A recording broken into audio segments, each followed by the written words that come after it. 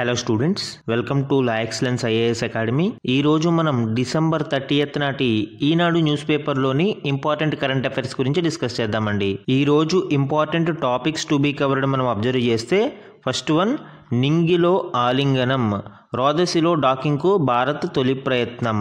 మనకి PSLV C60 ద్వారా స్పేడెక్స్ అంటే స్పేస్ డాకింగ్ ఎక్స్పెరిమెంట్ ఉపగ్రహాలని ఈరోజు ప్రయోగించడం జరుగుతుందండి. ఆ కంటెక్స్ట్లో ఇక్కడ మనకి డిస్కషన్ ఇంపార్టెంట్. ఇది సైన్స్ అండ్ టెక్నాలజీకి చాలా ఇంపార్టెంట్ అండి. సెకండ్ వన్ సిద్ధమవుతున్న అంతరిక్ష సేన. భారతదేశానికి ట్రై సర్వీసెస్ ఉన్నాయండి, అంటే army, navy and air force ఉన్నాయి. వీటితో పాటు అంతరిక్షంలో కూడా ఆర్మీ అనేది ఉండాలి. కమ్మింగ్ జనరేషన్స్లో యుద్ధం అనేది అంతరిక్షంలో కూడా జరగవచ్చు. కాబట్టి ఆల్రెడీ యుఎస్, చైనా, రష్యాలకి ఇలాంటి ఆర్మీని డెవలప్ చేసుకుంటున్నాయి. భారతదేశం కూడా అటువంటి వైపు అడుగులు వేయాలి అని ఇక్కడ ఆర్టికల్ మెన్షన్ చేయడం జరిగిందండి. ఇది మనకి డిఫెన్స్ టెక్నాలజీ, సైన్స్ అండ్ టెక్నాలజీలో ఇంపార్టెంట్. అండ్ థర్డ్ వన్ చూడండి, అల్పపీడనాలు ఎందుకింత తీవ్రం. ఇటీవల తరచుగా మనకి బంగాళాఖాతంలో అల్పపీడనాలు సంభవిస్తూ ఉన్నాయి. సో దీనికి సంబంధించిన డీటెయిల్స్ మనము డిస్కస్ చేద్దామండి. ఇది డిజాస్టర్ మేనేజ్మెంట్లో ఇంపార్టెంట్. అండ్ ఫోర్త్ వన్ పెనుమంటలు. మనకి కార్చిచ్చులు, ఎస్పెషల్లీ ఫారెస్ట్ ఫైర్స్ అంటాం మనం. ఈ కార్చిచ్చులు అనేవి ఈ మధ్య పెరుగుతూ ఉన్నాయి. ఇది కూడా మనకి డిజాస్టర్ మేనేజ్మెంట్లో ఇంపార్టెంట్. ఇటీవలి ISFR రిపోర్ట్లో దీనికి సంబంధించిన డీటెయిల్స్ ఇవ్వడం జరిగింది. ఇది చాలా చాలా ఇంపార్టెంట్ అండి. ISFR 2023 రిపోర్ట్లో డెఫినెట్లీ 1 క్వశ్చన్ వచ్చే అవకాశం ఉంది. ఫిఫ్త్ వన్ చదరంగంలో రారాణి. సో కోనేరు హంపి ఇటీవలి వరల్డ్ ర్యాపిడ్ చెస్ టోర్నీని విన్ అవ్వడం జరిగింది. సో ఆ కంటెక్స్లో మనకి ఇది sports current affairs and personal న్యూస్లో ఇంపార్టెంట్ అండి. ఇవే కాకుండా అదర్ ఇంపార్టెంట్ కరెంట్ అఫైర్స్ గురించి కూడా ఈరోజు డిస్కస్ చేద్దాం. ఈరోజు మన ఫస్ట్ ఆర్టికల్ చూడండి, నింగిలో ఆలింగనం, రోదసిలో డాకింగ్కు భారత్ తొలి ప్రయత్నం. నేడు కక్షలోకి స్పేడెక్స్ అంటే స్పేస్ డాకింగ్ ఎక్స్పెరిమెంట్ యొక్క ఉపగ్రహాలు పిఎస్ఎల్వి C60 నుంచి లాంచ్ అవుతున్నాయండి. ఇది మనకి స్వీయ అంతరిక్ష కేంద్ర నిర్మాణానికి దీని ద్వారా అడుగులు పడుతున్నాయి. ఈ స్పేస్ డాకింగ్ అంటే ఏంటండి? మనకి అంతరిక్షంలో 2 ఉపగ్రహాలను అనుసంధానం చేయడాన్నే స్పేస్ డాకింగ్ అంటారు. ఇందులో ఒక చేజర్ ఉపగ్రహం ఉంటుంది, ఒక టార్గెట్ ఉపగ్రహం ఉంటుంది. ఈ చేజర్ ఉపగ్రహం టార్గెట్ ఉపగ్రహాన్ని దగ్గరికి వెళ్ళి అక్కడ డాకింగ్ అవుతుంది, అంటే అనుసంధానం అవుతుంది. ఇక్కడ చూడండి మనకి స్పేడెక్స్లో ఏమేమి ఉన్నాయి. చేజర్ ఉపగ్రహం SDX-01 మనకి చేజర్ ఉపగ్రహం, SDX-2 అంటే స్పేస్ డాకింగ్ ఎక్స్పెరిమెంట్ 2 ఉపగ్రహం టార్గెట్ ఉపగ్రహం. అలానే వీటి యొక్క బరువు ఒక్కొక్కటి కూడా 220 కిలోలు ఉంది. ఇక్కడ చూడండి, ఇది SDX-01 ఉపగ్రహం, ఇది SDX-02 అంటే ఇది చేజర్, ఇది టార్గెట్ ఉపగ్రహం. సో ఈ విధంగా ఈ 2 కూడా డాకింగ్ అంటే అనుసంధానం అయ్యి సక్సెస్ఫుల్గా అయితే దీనినే మనము స్పేస్ డాకింగ్ ఎక్స్పెరిమెంట్ అంటామండి. డాకింగ్గా పిలిచే ఈ సంక్లిష్ట సాంకేతికతను ఒడిసిపట్టి రోదసి పరిశోధనలలో తదుపరి అధ్యాయంలోకి అడుగుపెట్టేందుకు భారత అంతరిక్ష పరిశోధన సంస్థ సమాయత్తమైంది. స్పేస్ డాకింగ్ ఎక్స్పెరిమెంట్ పేరిట జంట ఉపగ్రహాలను భూకక్షలోకి అనుసంధానం చేసే బృహత్తర ప్రయోగాన్ని చేపట్టబోతుంది. పిఎస్ఎల్వి C60 రాకెట్ ద్వారా ఈ శాటిలైట్లను సోమవారం రాత్రి నింగిలోకి పంపనుంది. ఈ ప్రాజెక్టు విజయవంతమైతే డాకింగ్ సత్తా కలిగిన 4వ దేశంగా భారత్ అవతరిస్తుంది. ఇప్పటి వరకు ఈ డాకింగ్ సామర్థ్యం కేవలం 3 దేశాలు మాత్రమే కలిగి ఉన్నాయండి. ఇక్కడ చూడండి, అమెరికా, రష్యా మరియు చైనాలు మాత్రమే ప్రస్తుతం డాకింగ్ సామర్థ్యాన్ని కలిగి ఉన్నాయి. ఈ ప్రయోగం సక్సెస్ అయితే భారతదేశం కూడా ఈ డాకింగ్ సామర్థ్యాన్ని అందిపుచ్చుకుని 4వ దేశంగా అవతరిస్తుంది. అయితే ఈ ఎక్స్పెరిమెంట్ ఎందుకు ఇంత కష్టం అనేది ఇక్కడ చూస్తే, మనము రోదసిలో 2 వేరువేరు వ్యోమనౌకలు అనుసంధానం కావడాన్ని మనం డాకింగ్ అంటారు. ఇది సాంకేతికంగా చాలా సవాళ్లతో కూడుకున్న వ్యవహారం. పరిమిత మానవ ప్రమేయంతో దీనిని నిర్వహించాల్సి ఉంటుంది. గంటకు 1000 కిలోమీటర్ల వేగంతో ప్రయాణించే వ్యోమనౌకలు వేగాన్ని నియంత్రించుకుంటూ, పరస్పరం చేరువవుతూ, కమ్యూనికేషన్ సాగించుకుంటూ సున్నితంగా అనుసంధానం కావాలి. ఏమాత్రం తేడా వచ్చినా పరస్పరం ఢీకొని విచ్ఛిన్నమైపోతాయి. ఇది చాలా ప్రిసైజ్డ్గా చేయాల్సిన ఎక్స్పెరిమెంట్ అండి. ముఖ్యంగా ఫార్మేషన్ ఫ్లయింగ్ అంటారు, అంటే 2 కూడా నిర్ణీత కక్షలలో అనుకున్న విధంగా మనకి చేరువయ్యి డాకింగ్ అయితేనే ఈ ప్రయోగం సక్సెస్ అవుతుంది. అయితే మరి ఈ స్పేస్ డాకింగ్ ఎక్స్పెరిమెంట్ ఇంత క్లిష్టతరమైనా కూడా ఎందుకు భారతదేశం ప్రయోగిస్తుంది? భారతదేశం తదుపరి అంతర్జాతీయ లక్ష్యాలను చేరుకోవడానికి ఈ స్పేస్ డాకింగ్ ఎక్స్పెరిమెంట్ అనేది చాలా కీలకమండి. భారతదేశం తన ఓన్ స్పేస్ స్టేషన్ని నిర్మించుకోవాలనుకుంటుంది. అండ్ ఇలాంటి అంతరిక్ష కేంద్రం భారీ నిర్మాణాలకు అవసరమైన ఆకృతులను ఒకేసారి రాకెట్లో తరలించడం కష్టం. దఫాలుగా విడి భాగాలను కక్షల్లోకి చేర్చి డాకింగ్ ద్వారా అనుసంధానం చేయాలి. సో మనకి అంతరిక్ష కేంద్రాలని ఏర్పాటు చేసుకోవాలి అని అనుకుంటే ఈ డాకింగ్ సామర్థ్యం అనేది తప్పనిసరి. ప్రజెంట్ ఉన్న ISSను కూడా అలాగే నిర్మించారు. అలానే ఈ కేంద్రాలకు వ్యోమగాములు, సరుకులను తరలించే వ్యోమనౌకలు కూడా డాకింగ్ ద్వారా ఆ స్టేషన్తో అనుసంధానం కావాల్సిందే. భారత్ కూడా సొంత అంతరిక్ష కేంద్రాన్ని నిర్మించబోతుంది కాబట్టి ఈ స్పేడెక్స్ అనేది ఈ దిశగా తొలి అడుగు కానుంది. అలానే రోదసిలో భిన్న వ్యోమనౌకల మధ్య వ్యోమగాములు, సరుకుల మార్పిడి చేసుకోవడానికి కూడా ఈ డాకింగ్ పరిజ్ఞానం వీలు కల్పిస్తుందండి. భారత్ చేపట్టబోయే మానవ సహిత అంతరిక్ష యాత్ర గగనయాన్కు ఇది ఉపయోగపడుతుంది. అలానే అప్కమింగ్ చంద్రయాన్ 4లో మనకి చంద్రుడి నుంచి శాంపిల్స్ తీసుకురావడం కోసం ఈ డాకింగ్ పరిజ్ఞానం అనేది అవసరమవుతుందండి. అలానే భవిష్యత్తులో ఎప్పుడైనా శాటిలైట్స్కి మరమ్మతులు లాంటివి చేయాల్సి వచ్చినప్పుడు స్పేస్లో ఈ డాకింగ్ ఎక్స్పెరిమెంట్స్ ద్వారా మనము ఈ డాకింగ్ చేయడం ద్వారా ఆ మరమ్మతుల్ని సులువుగా చేయవచ్చు. ఈ ఎక్స్పెరిమెంట్ ఏ విధంగా జరుగుతుంది అనేది ఇక్కడ చూడండి. స్పేడెక్స్ ప్రాజెక్ట్ కింద చేజర్ టార్గెట్ ఉపగ్రహాలను సోమవారం విడివిడిగా ప్రయోగిస్తారు. PSLV C60లో ఇవి పయనమవుతాయి. నేలకు 470 కిలోమీటర్ల దూరంలోని వృత్తాకార కక్షలో వాటిని విడివిడిగా ప్రవేశపెడతారు. రెండు ఉపగ్రహాల మధ్య వేగం పరంగా కొంత వైరుధ్యం ఉండేలా చూస్తారు. అంటే స్మాల్ డిఫరెన్స్ అనేది ఉంటుంది రెండిటికి మధ్య వేగంలో. ఈ డిఫరెన్స్ వల్లనే మనకి రెండిటి మధ్య దూరం అనేది ఏర్పడుతుంది పరిభ్రమించేటప్పుడు. అండ్ ఈ డ్రిఫ్ట్ అనేది మనకి 20 కిలోమీటర్ల దూరం వచ్చాక డ్రిఫ్ట్ ఆగిపోయేలా చేస్తారు. ఇక్కడ ఈ పిక్చర్ చూడండి. టార్గెట్ అండ్ చేజర్ మనకి 20 కిలోమీటర్ల దూరం వచ్చిన తర్వాత నుంచి డాకింగ్ ప్రక్రియ అనేది మొదలవుతుందండి. సుమారు 5వ రోజు నుంచి, లాంచ్ అయిన 5వ రోజు నుంచి ఈ ప్రక్రియ స్టార్ట్ అవుతుంది. అండ్ ఈ టైంలో వీటి యొక్క వేగం అనేది సుమారు గంటకు 28,000 కిలోమీటర్ల వేగంతో ఈ శాటిలైట్లు ప్రయాణిస్తూ ఉంటాయి. అందుకే వీటిని చాలా జాగ్రత్తగా అనుసంధానం చేయాల్సి ఉంటుంది. సో 20 కిలోమీటర్ల దూరం నుంచి మనము ఇక్కడ అబ్జర్వ్ చేస్తే టార్గెట్ అండ్ చేజర్ మధ్య ఈ కమ్యూనికేషన్ పూర్తి సమన్వయంతో మొదలయ్యి ఒక్కొక్కటి మనకి దూరాన్ని తగ్గించుకుంటూ వస్తాయి. అలాగ మనకి 3 మీటర్స్ దూరం వచ్చేటప్పటికి మొదటి డాకింగ్ ప్రక్రియ అనేది మొదలవుతుంది. అలానే నెమ్మదిగా ఇక్కడ వింగ్స్ అనేవి ఎప్పుడైతే ఒకదానికొకటి ఇంటర్లింకే కనెక్ట్ అవ్వడం జరిగిందో అక్కడ నుంచి మనకి పూర్తి స్థాయి డాకింగ్ ప్రక్రియ అనేది మొదలవుతుంది. సో ఈ విధంగా మనకి డాకింగ్ ప్రక్రియ అనేది పూర్తి అవుతుందండి. వన్స్ డాకింగ్ ప్రక్రియ పూర్తయిన తర్వాత మనకి పవర్ ట్రాన్స్ఫర్ అనేది టెస్ట్ చేస్తారు. ఈ విద్యుత్ బట్వాడా పవర్ ట్రాన్స్ఫర్ అనేది చాలా ఉపయోగం అండి మనకి. డాకింగ్ అనంతరం రెండు ఉపగ్రహాల మధ్య విద్యుత్తును శాస్త్రవేత్తలు ప్రయోగాత్మకంగా బట్వాడా చేసి చూస్తారు.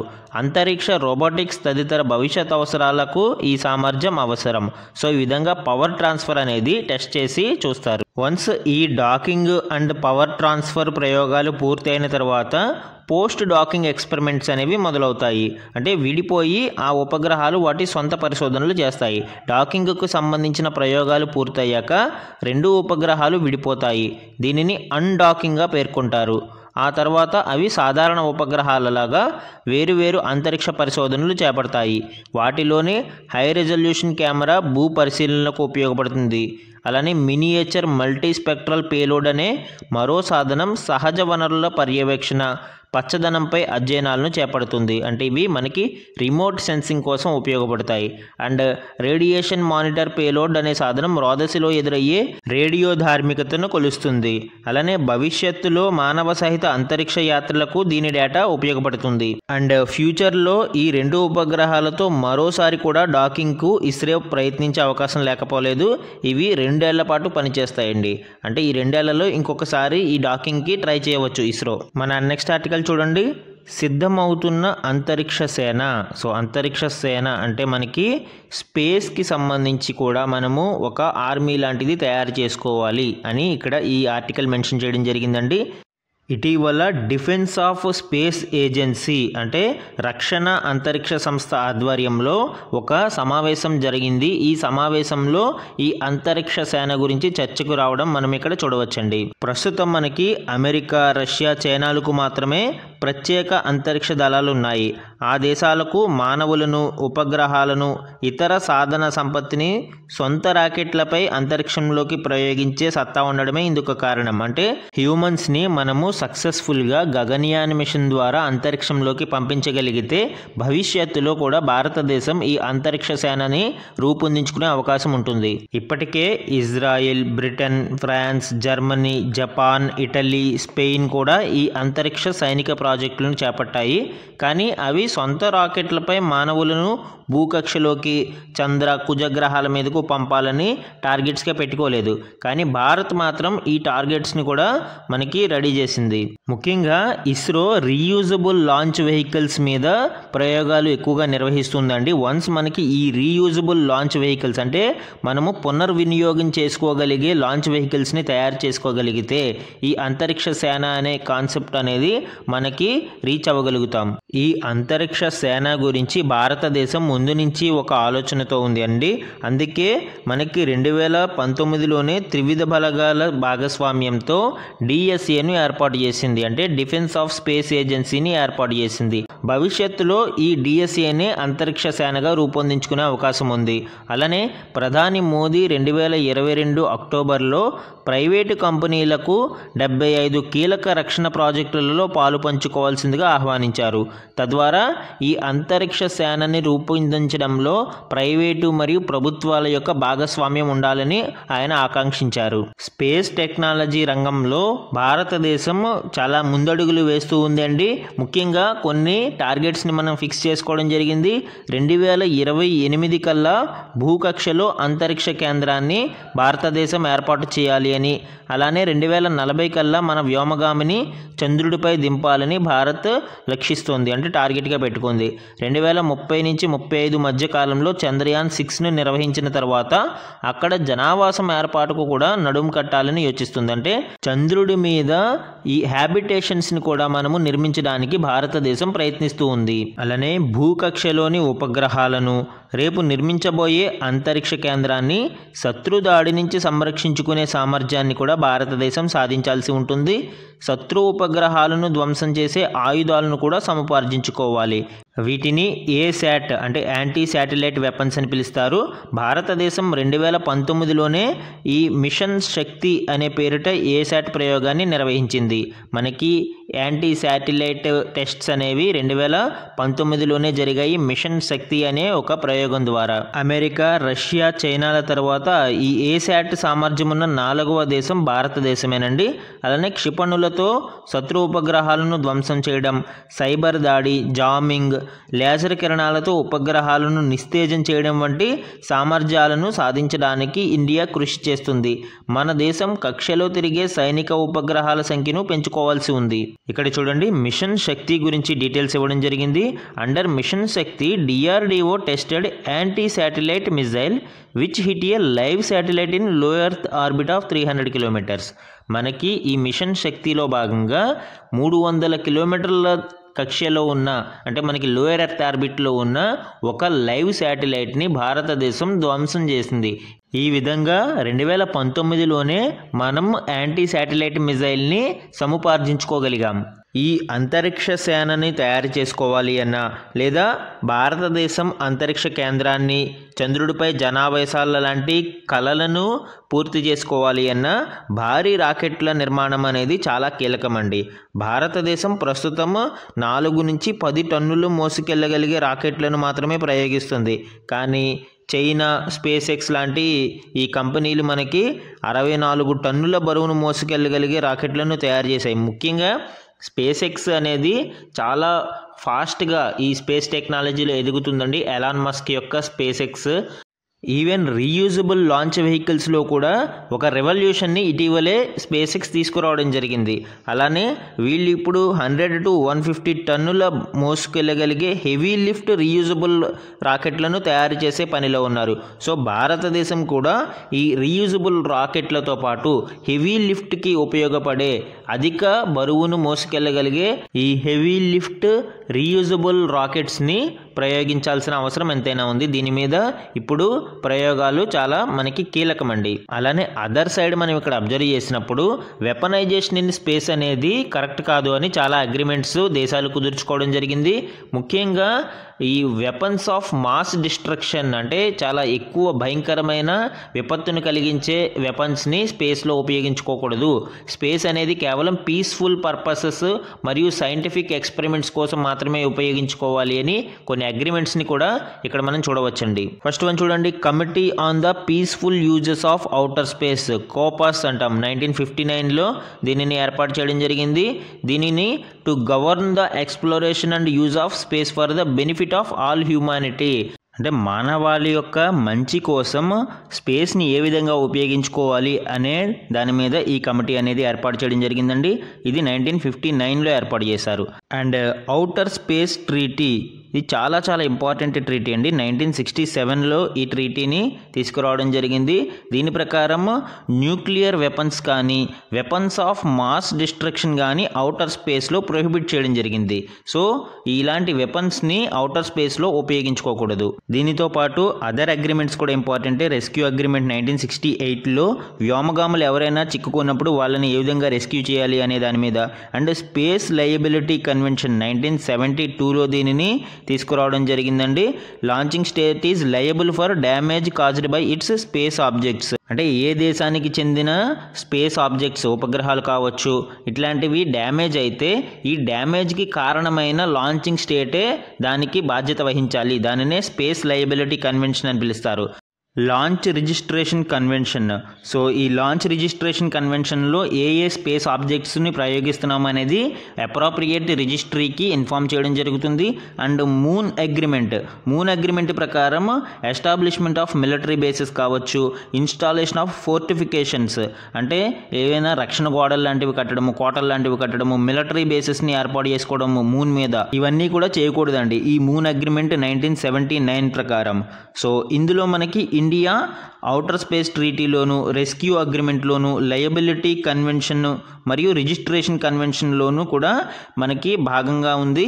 అండ్ మూన్ ట్రీటీని సైన్ చేసింది కానీ ఇప్పటికీ రాటిఫై అయితే చేయలేదు. అంటే మూన్ ట్రీటీకి అయితే ప్రస్తుతానికి భాగస్వామి కాదు, కేవలం సిగ్నేచర్ మాత్రమే జరిగింది. India also actively participates in COPUOS, ఈ కమిటీలో కూడా యాక్టివ్గా భారతదేశం పార్టిసిపేట్ చేస్తూ ఉంటుంది. మన నెక్స్ట్ ఆర్టికల్ చూడండి, అల్పపీడనాలు ఎందుకింత తీవ్రము. సో ఇటీవల బంగాళాఖాతంలో అసాధారణ పరిస్థితుల కారణంగా అల్పపీడనాలు తరచుగా వస్తున్నాయి మరియు తీవ్రవంతంగా ఉన్నాయి. సో దానికి సంబంధించి ఇక్కడ డీటెయిల్స్ ఇవ్వడం జరిగిందండి. బంగాళాఖాతంలో అల్పపీడనాల సంఖ్య మరియు వాటి తీవ్రత క్రమంగా పెరుగుతోంది. ఈ ఏడాది నైరుతికి పోటీగా ఈశాన్య ఋతుపవనాల సీజన్లోనూ అల్పపీడనాలు ఏర్పడుతున్నాయి. అక్టోబర్ నుంచి డిసెంబర్ మధ్య కాలాన్ని ఈశాన్య ఋతుపవనాల సీజన్ అని పిలుస్తాము. రిట్రీటింగ్ మాన్సూన్ అని అంటాం మనము. సో ఈ సీజన్లో సాధారణంగా పోర్ట్ బ్లేయర్ సమీపంలో, అంటే మనకి అండమాన్ నికోబార్లోని పోర్ట్ బ్లేయర్ సమీపంలో ఇంటర్ ట్రాపికల్ కన్వర్జెన్స్ జోన్ అనేది తరచుగా అల్పపీడనాలకు కారణమవుతూ ఉంటుంది. గతంలో కూడా ఇవి ఉన్నాయి, కాకపోతే ఇవి వెంటనే బలహీనపడము మరియు తక్కువ సంఖ్యలో నమోదవుతూ ఉండేవి. బట్ ఇప్పుడు ఏం జరుగుతుంది, ఎక్కువ సంఖ్యలో అల్పపీడనాలు తరచుగా వస్తూ ఉన్నాయి. ఎట్ ది సేమ్ టైం వాటి తీవ్రత అనేది పెరుగుతూ తుఫానులోకి కారణమవుతూ ఉంది. అలానే వాతావరణ పరిస్థితుల వలన ఈ గమనం కూడా, అంటే వాటి డైరెక్షన్స్ కూడా మారుతూ ఉన్నాయి. ప్రెడిక్టబిలిటీ కష్టంగా ఉంది. అంటే ఒకవైపు తీరం దాటుతుంది అని అనుకుంటే అది గమనాన్ని మార్చుకుంటూ వేరే వైపుకి కూడా వేరే చోట్ల తీరం దాటే అవకాశాలు ఎక్కువగా కనిపిస్తూ ఉన్నాయి. అట్ ది సేమ్ టైం కొన్ని నెలలలో ఒక పర్టికులర్ ప్లేసెస్ వైపు మాత్రమే తుఫాన్లు ప్రయాణించి అక్కడ తీరం దాటాలి. అయితే ఇప్పుడు వీటి యొక్క గమనం అనేది అన్ప్రెడిక్టబుల్ అయిపోయిందండి. సో ఈ వాతావరణ మార్పులు కూడా ఈ గమనం యొక్క అన్ప్రెడిక్టబిలిటీకి దారితీస్తూ ఉన్నాయి. తుఫానులు ఏర్పడడానికి అవసరమైన మేజర్ ఫ్యాక్టర్స్ మనం ఇక్కడ అబ్జర్వ్ చేస్తే వామ్ ఓషన్ వాటర్స్ సుమారు 26 నుంచి 27 డిగ్రీల సెంటీగ్రేడ్ ఉండాలండి. అలానే కొరియోలిస్ ఫోర్స్ అనేది ఖచ్చితంగా ఉండాలి. అందుకే భూమధ్య రేఖ ప్రాంతాలలో మనకి తుఫానులు ఏర్పడవు, కొరియోలిస్ ఫోర్స్ అనేది 0 ఉంటుంది కాబట్టి. And low level disturbances, upper air disturbances, wind shear, high humidity ఉండాలి, అంటే తేమ ఎక్కువగా ఉండాలి. అరౌండ్ 50 to 60% హ్యూమిడిటీ అనేది ఉండాలి. ముఖ్యంగా మనకి వామ్ ఓషన్ టెంపరేచర్స్, హ్యూమిడిటీ అనేది చాలా మేజర్ రోల్ అనేది ప్లే చేస్తాయండి. ఇక్కడ కొన్ని గణాంకాలని మనం పరిశీలిస్తే 1965 నుంచి 2022 మధ్య కాలంలో అరేబియా సముద్రం మరియు బంగాళాఖాతంలో ఏడాదికి యావరేజ్గా 12 అల్పపీడనాలు ఏర్పడేవి. అయితే ఈ ఏడాది ఓన్లీ బంగాళాఖాతంలోనే 14 అల్పపీడనాలు ఏర్పడ్డాయి. అంటే ఫ్రీక్వెన్సీ అనేది ఇక్కడ పెరుగుతూ ఉంది చాలా. ఈ ఫ్రీక్వెన్సీ పెరగడానికి రీజన్స్ మనం చూస్తే ప్రజెంట్ పసిఫిక్ మహాసముద్రంలో ఎల్నినో అనేది తటస్థంగా ఉంది. అలానే వాతావరణ మార్పుల ప్రభావంతో హిందూ మహాసముద్రంలో సముద్ర ఉపరితల ఉష్ణోగ్రతలు సాధారణం కంటే ఎక్కువగా నమోదవుతున్నాయి. ఎప్పుడైతే ఉపరితల ఉష్ణోగ్రతలు ఎక్కువగా నమోదై 26-27 డిగ్రీస్ యొక్క ఫేవరబుల్ కండిషన్స్లో మ్యాచ్ అయితే ఆటోమేటిక్గా అల్పపీడనాలు అనేవి ఎక్కువగా నమోదయ్యే అవకాశం ఉంటుంది. అలానే పరిసర దేశాలలో పారిశ్రామికీకరణ, జనాభా ఎక్కువ అవడంతో కాలుష్యం పెరుగుతూ ఉంది. అక్టోబర్లో ఎస్ఎస్టీ అంటే సీ సర్ఫేస్ టెంపరేచర్ 28.5 డిగ్రీలు ఉంటే నవంబర్లో మరింత పెరుగుతూ ఉంది. డిసెంబర్లో ఉష్ణోగ్రతలు తగ్గుతాయి. కానీ ప్రస్తుతం ఏం జరుగుతుందండి, డిసెంబర్లో కూడా ఈ ఎస్ఎస్టీ అనేది 26-27 డిగ్రీస్ వరకు రీచ్ అవుతుంది. దీని కారణంగా అల్పపీడనాలు ఎక్కువగా నమోదవుతూ ఉన్నాయి. సో మనకి ఈ ఎక్స్ట్రీమ్ వెదర్ ఈవెంట్స్ని అధ్యయనం చేయడం కోసం మరింత లోతైన పరిశోధనలు జరగాలండి. దీనికోసం ఇటీవల ప్రధాని నరేంద్ర మోడీ గారు మిషన్ మౌసమ్, సో ఈ మిషన్ మౌసమ్ అనే ప్రోగ్రాం అమలు కోసం 2,000 కోట్ల రూపాయలని విడుదల చేయడం జరిగింది. ఇక్కడ చూడండి, మిషన్ మౌసమ్ గురించి అబ్జర్వ్ చేస్తే launched on September 11, 2024 with a budget of 2,000 crores over 2 years. 2 సంవత్సరాల కాలానికి 2,000 కోట్ల రూపాయలతో ఈ మిషన్ మౌసమ్ని లాంచ్ చేయడం జరిగింది. దీనిని సెప్టెంబర్ 11, 2024లో లాంచ్ చేశారు. దీని యొక్క ముఖ్య ఎయిమ్ వచ్చి మనకి weather ready and climate smart.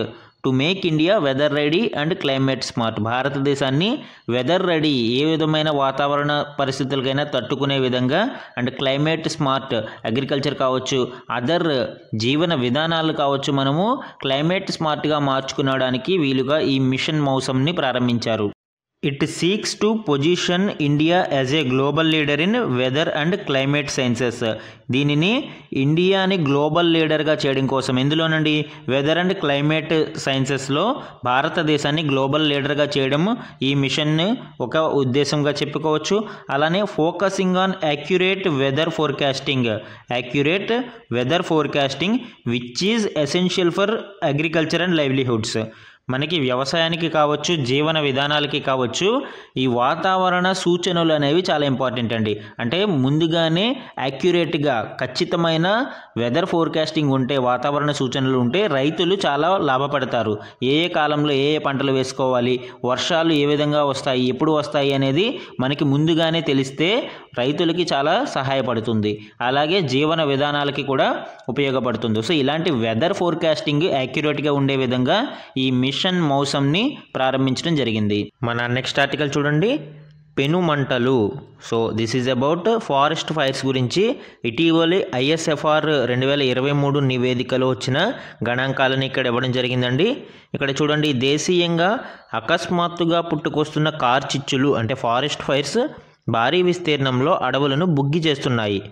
ఉపగ్రహాల సహాయంతో వీటిని వెంటనే గుర్తించి అటవీ సిబ్బంది రంగంలోకి దిగుతున్నా కూడా వెంటనే వీటిని ఆర్పలేకపోతున్నారండి. దీనికి మేజర్ రీజన్ ఏం చెప్తున్నారు, తగిన సరంజామా అనేది కొరవడడం, అంటే రిసోర్సెస్ అనేవి సరిగా లేకపోవడం అనేది, మెటీరియల్ రిసోర్సెస్ లేకపోవడం ఇక్కడ మేజర్ రీజన్గా మనం చెప్పుకోవచ్చు. ఇండియాలో 2023 నవంబర్ నుంచి 2024 జూన్ మధ్యలో ఈ కార్చిచ్చుల వల్ల ఆయా రాష్ట్రాలలో ఎంత విస్తీర్ణంలో అడవులు నాశనమయ్యాయి అనేది ఇక్కడ గణాంకాలు ఇవ్వడం జరిగిందండి. ఆంధ్రప్రదేశ్ టాప్ మోస్ట్ ర్యాంక్లో మనకి 5,286 స్క్వేర్ కిలోమీటర్లలో అడవులు ఈ ఫారెస్ట్ ఫైర్ వల్ల నాశనమయ్యాయి.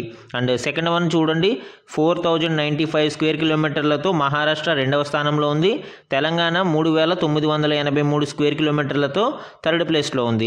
అలా ఈ విధంగా అనేక రాష్ట్రాలు ఈ ఫారెస్ట్ ఫైర్స్ కారణంగా అటవీ నష్టానికి గురవుతూ ఉన్నాయి. ఇక్కడ మ్యాప్ని అబ్జర్వ్ చేయండి. ఎక్స్ట్రీమ్లీ ఫైర్ ప్రోన్ రీజియన్స్, అలానే very high fire prone regions, highly fire prone regions, moderately, less fire prone. అంటే ఈ కార్చిచ్చులకి లోనయ్యే ప్రాంతాలని వివిధ కేటగిరీలుగా వర్గీకరించారండి. ఆంధ్రప్రదేశ్ మరియు తెలంగాణలలో చూడండి ఎక్స్ట్రీమ్లీ మరియు వెరీ హైలీ ప్రోన్ రీజియన్స్ ఇక్కడ ఉన్నాయి మనం అబ్జర్వ్ చేస్తే. ఈ విధంగా మనకి ఆ స్వభావాన్ని బట్టి ఎక్కువ ఫ్రీక్వెంట్గా ఆ ప్రాంతం కార్చిచ్చులకి గురవుతూ ఉంటే దానిని ఎక్స్ట్రీమ్లీ ఫైర్ ప్రోన్ గాను, లేదా వెరీ హైలీ ఫైర్ ప్రోన్ గాను, హైలీ ఫైర్ ప్రోన్ గాను ఈ విధంగా వర్గీకరిస్తారండి.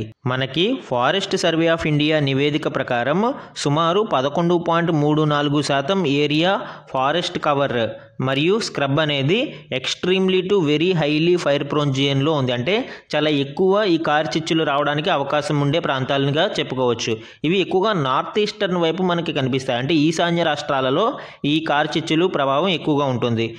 అస్సాం, మేఘాలయ, మణిపూర్, మిజోరాం, త్రిపుర మరియు ఇతర నార్త్ ఈస్టర్న్ ఈశాన్య రాష్ట్రాలు ఈ కార్చిచ్చులకు ఎక్కువగా గురవుతూ ఉంటాయండి.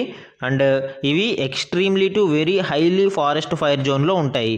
అలానే ఆంధ్రప్రదేశ్లోను, తెలంగాణ, ఛత్తీస్గఢ్, ఒడిశా, మధ్యప్రదేశ్, జార్ఖండ్, ఉత్తరాఖండ్ లాంటి కొన్ని ప్రాంతాలలో వీటిలో ఈ రాష్ట్రాలలోని కొన్ని ప్యాచెస్ ఇవి కూడా ఈ హైలీ రిస్క్ జోన్లో ఉంటాయండి. ఇక్కడ డేటాని మనం గమనిస్తే ఎక్స్ట్రీమ్లీ ఫైర్ ప్రోన్ అంటే చాలా చాలా తీవ్రమైన ముప్పుని కలిగి ఉండే ప్రాంతాలు సుమారు 11,018 స్క్వేర్ కిలోమీటర్లు ఉన్నాయి. ఇది 1.45% ఆఫ్ ఫారెస్ట్ అండ్ స్క్రబ్ కవర్కి సమానంగా ఉంటుంది.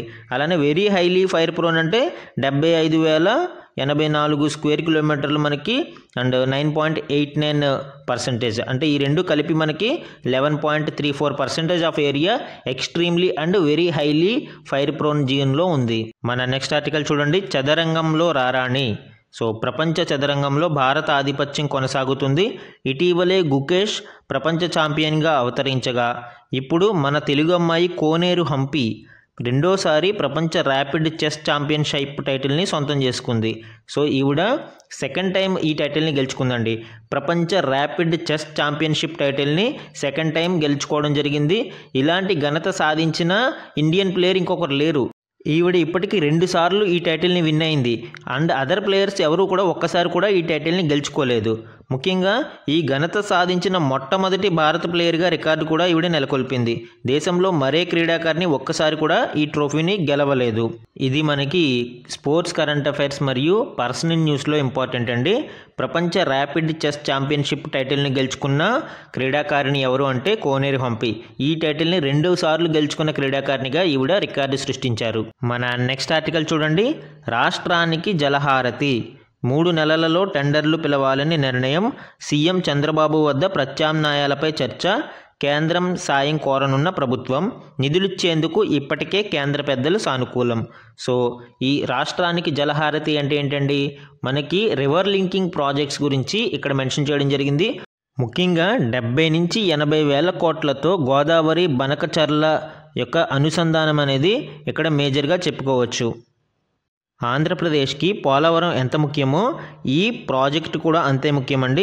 పోలవరంతో వంశధార అనుసంధానం ప్రణాళిక ఒకటి మరియు రాయలసీమ, ఉమ్మడి నెల్లూరు, ప్రకాశం జిల్లాలకు ప్రయోజనం కల్పించే ఈ గోదావరి బనకచర్ల అనుసంధానం ఈ 2 పూర్తయితే రాష్ట్రం పూర్తిగా డ్రాట్ ఫ్రీగా మనం చెప్పుకోవచ్చు. అంటే కరువు రహిత ప్రాంతంగా చాలా వరకు ఈ కరువుని పారద్రోలడానికి అవకాశం ఏర్పడుతుంది.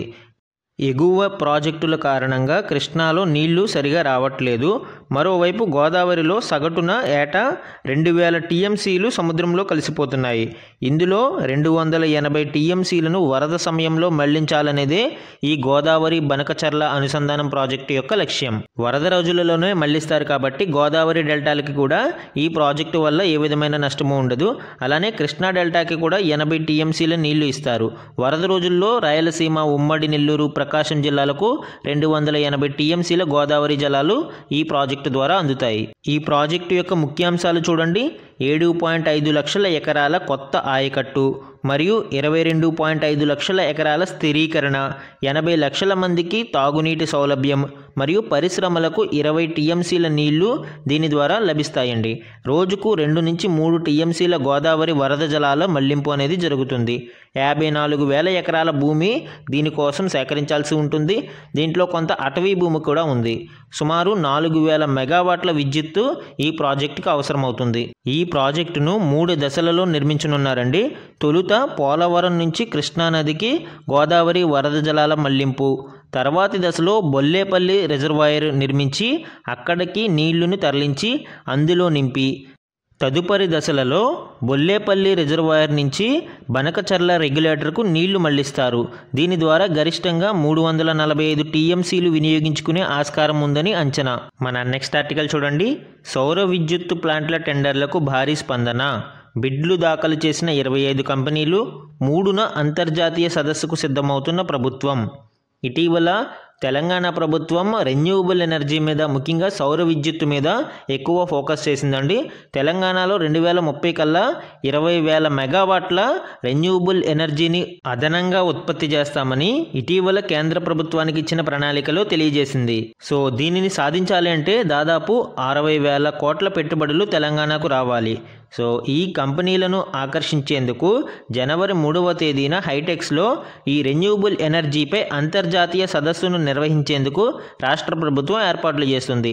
పెట్టుబడులు పెడితే భరోసా ఉంటుందని ప్రభుత్వం ఈ సదస్సులో కంపెనీలకు హామీ ఇవ్వనుంది. అలానే మహిళా స్వయం సహాయక సంఘాలు, రైతు సంఘాల తరపున సౌర విద్యుత్ ప్లాంట్ల ఏర్పాటుకు పిలిచిన టెండర్లకు కూడా భారీ స్పందన వచ్చిందండి. ముఖ్యంగా మనకి ఇక్కడ ఒక నిబంధనని చేంజ్ చేయడం జరిగింది. ఇదివరకు 3 కోట్ల టర్నోవర్ ఉన్న కంపెనీలకు మాత్రమే అవకాశం ఉండేది. కానీ తర్వాత దానిని తగ్గించి చిన్న కంపెనీలకు కూడా, అంటే 1.5 కోటి టర్నోవర్ ఉన్న కంపెనీలకు కూడా అవకాశం ఇవ్వడంతో భారీ స్పందన అనేది దీనికి లభించింది. సమ్ ఇంపార్టెంట్ వన్ లైనర్స్ని గురించి మనం ఇక్కడ చూస్తే, పార్కర్ సోలార్ ప్రోబ్ వ్యోమనౌక మనకి నిన్న ఆల్రెడీ దీని గురించి డిస్కస్ చేయడం జరిగిందండి. సూర్యుడికి అత్యంత చేరువుగా వెళ్ళిన వ్యోమనౌకగా ఇది రికార్డు సృష్టించింది. దీనిని నాసా 2018లో ప్రయోగించింది. 7 ఏళ్ల పాటు పనిచేసేలాగా ఈ వ్యోమనౌకను రూపొందించారు. తొలిసారి 2021 ఏప్రిల్ 28న కరోనాలోకి ప్రవేశించింది. అయితే డిసెంబర్ 24న ఇంతకు ముందెన్నడూ లేనంత దగ్గరగా ఈ వ్యోమనౌక సూర్యుడికి చేరువుగా వెళ్ళింది. అండ్ నెక్స్ట్ వన్ చూడండి. ఆర్థిక రంగంలో కృత్రిమ మేధను బాధ్యతాయుతంగా మరియు నైతికతతో తీసుకొచ్చేందుకు ఒక నియమావళిని అభివృద్ధి చేయడానికి 8 మంది సభ్యులతో ఒక కమిటీని ఏర్పాటు చేస్తున్నట్లు ఆర్బీఐ ప్రకటించింది. దీనికి బాంబే ఐఐటి ప్రొఫెసర్ పుష్పక్ భట్టాచార్య నేతృత్వం వహించనున్నారు. సో ఈ పుష్పక్ భట్టాచార్య కమిటీ దేనికి సంబంధించిందండి? ఆర్థిక రంగంలో కృత్రిమ మేధను బాధ్యతాయుతంగా ఏ విధంగా ఉపయోగించుకోవాలి అనే దాని మీద ఈ కమిటీని ఏర్పాటు చేశారు. నెక్స్ట్ వన్ చూడండి. అమెరికా జాతీయ పక్షిగా బాల్డ్ ఈగల్ని అధికారికంగా ప్రకటించడం జరిగింది. ఇందుకు సంబంధించిన బిల్లుకు అధ్యక్షుడు జో బైడెన్ 2024 డిసెంబర్ 24న ఆమోదం తెలిపారు. అమెరికా అధికార గుర్తుపై బాల్డ్ ఈగల్ చిత్రాన్ని 1782 నుంచి వినియోగిస్తున్నా కానీ ఇప్పటి వరకు దానిని అధికార పక్షిగా, అంటే జాతీయ పక్షిగా గుర్తించలేదు. ప్రస్తుతం ఈ బిల్లు పాస్ అవడంతో అమెరికా అధికారికంగా ఈ బాల్డ్ ఈగల్ని జాతీయ పక్షిగా గుర్తించింది. ఇవి ఈరోజు ఈనాడు న్యూస్ పేపర్లోని ఇంపార్టెంట్ కరెంట్ అఫైర్స్ అండి. Thank you for watching.